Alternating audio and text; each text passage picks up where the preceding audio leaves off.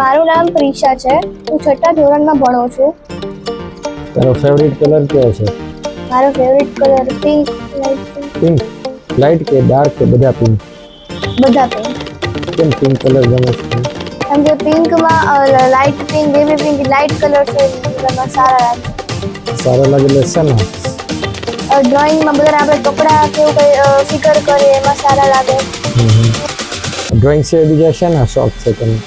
Drawing સિવાય સ્પોર્ટ્સમાં તો બેડમિન્ટનનો શોખ છે.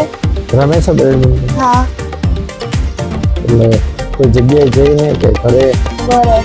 બીજો કોઈ વાંચવાનો કે કોઈ શોખ? બીજો જ્યારે ભણીએ ત્યારે લખવાનો શોખ. ભણીએ ત્યારે લખવાનું? હા, એટલે આપણે કેમ કોઈ બી બુક્સમાં લખીએ તો લખવું વધારે ગમે વાંચવું કરતા.